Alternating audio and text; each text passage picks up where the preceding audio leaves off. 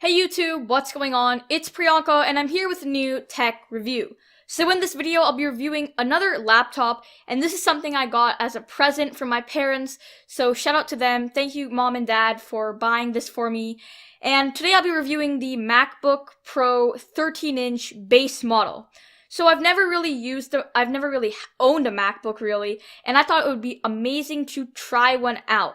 So this will be my full review on the MacBook Pro 13-inch 2017 model. And if you're new here, make sure to hit that subscribe button since I post every week most of the times. And I post lots of tech reviews, other things related to tech pretty much. So make sure to subscribe if you're interested in that type of stuff. And let's jump straight into the video. So I did get this laptop just around a week ago, and I've been using it every single day since then, and I wanted to make a quick review talking about everything that I've noticed about this laptop, some things that I really like, and there really isn't anything that I don't like about this laptop, so let's just get the specs out of the way. So this laptop has a Intel Core i5 7th Gen processor with 8GB of DDR3 RAM. This MacBook also has a 128GB SSD and an Intel Iris Plus graphics card.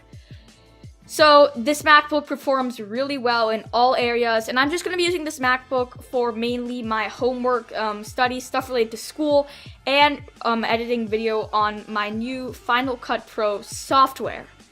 So now that we've got the specs out of the way, let's jump straight into how this MacBook looks and the overall form factor. So this is a MacBook, so it has a nice and decently sized Apple logo on top here, and I got this in the space gray model, so it's really nice. And I got the 13-inch model instead of the 12-inch or the 15-inch because I like portability, but not portability to the size where you're losing screen real estate. So I thought I would go with the 13-inch model so I can carry it to school if I would need to, and so it would be big enough so then I can edit video on it. So as you guys might have, most of you guys already know actually, I'm guessing, is this MacBook only has two Thunderbolt 3 ports here, and also a headphone jack on the side. So those are really the only ports that you get. So if you want to edit video like me, you would want to buy an adapter. So I just bought an adapter. It's from Satechi. It'll be coming next week. So this will be the last video that's edited on my PC or my laptop, my other laptop. So otherwise, from next week onwards, I'll be editing on Final Cut Pro. So stay tuned for next week's video. So let's open up the MacBook, and pretty much what we have here is we have a nice and large 13-inch screen with a few changes on the bottom side of the laptop. So the first change that most of you guys know about is the keyboard. So the switches are now butterfly keys, and what that is that makes the keys really tactile, and they're really clicky when pressed.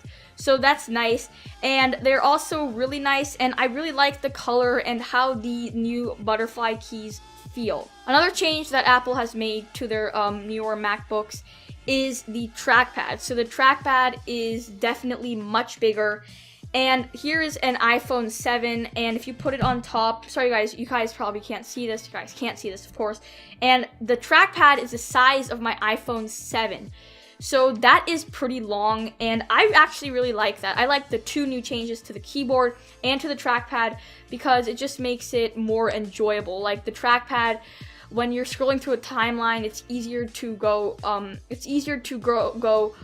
longer in one swipe than, I guess you guys get what I'm saying. I'm sorry, it's too hard to explain. And I like the keys because when you're like typing, I don't like the mechanical keyboards because your fingers get stuck. Like let's say you want to go from F to G. So your finger will most probably get stuck. So you'll have to you'll have to go like this to get to G. You won't just have to go like that and then click G. So that's what I like about these butterfly switches. They're really nice and small. And the trackpad, like I said, it's just easier to scroll through things, and it's just really nice. So the screen of this MacBook, it has resolution of 4K, and it has 500 nits of brightness. So it can get really bright if you're in a dark room, and it is really nice, and it's nice and accurate colors. So let's say you're like browsing on YouTube or Vimeo, whatever site you use to watch videos, or if you're just watching one of your own discs on this, I don't know how you would be able to do that, but let's say you were, the colors would be really nice and accurate, and they won't be too, like, I guess you could say incorrect, but they won't be too like, oh my god, this is so unreal. They'll be just right, like how you would see like with your own eyes if you're looking outside or something. That's pretty much how it'll look on a MacBook. It'll be extremely color accurate. And you guys might be thinking, I got the base model, so this MacBook is probably not too powerful. It actually is extremely fast and powerful. I can switch through apps super easy on this, and the experience on this MacBook has been phenomenal because I've been using HP my whole life, and switching to a MacBook has been amazing. I'm definitely going to stick with MacBook for however long. And because of how amazing this MacBook is, I can definitely guarantee you guys at least 5 to 10 years of usage with this one base model MacBook. And the last thing I would like to talk about is why I didn't buy the MacBook with the touch bar. I'm pretty sure that's what it's called.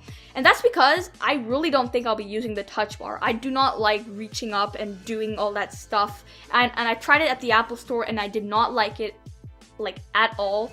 So that's why I stuck with this model without it. And the speakers, if you guys are wondering, are really nice because they're the speaker grills are on top now. It's like a surround sound type of feel, so if you move this way you can still hear really nice, and if you shift to the right too, it seems really nice. So the sound quality on this is perfect, and everything about this MacBook I absolutely love. Alright YouTube, that is all for today. Thank you so much for watching. If you enjoyed this review, make sure to hit that like button down below and make sure to subscribe to my YouTube channel and also hit that bell notification button so when you subscribe, you will not miss out on any of my videos. And the link to this MacBook will be in the description below if you guys want to just go check it out. And I'll see you guys later in next week's video. Peace!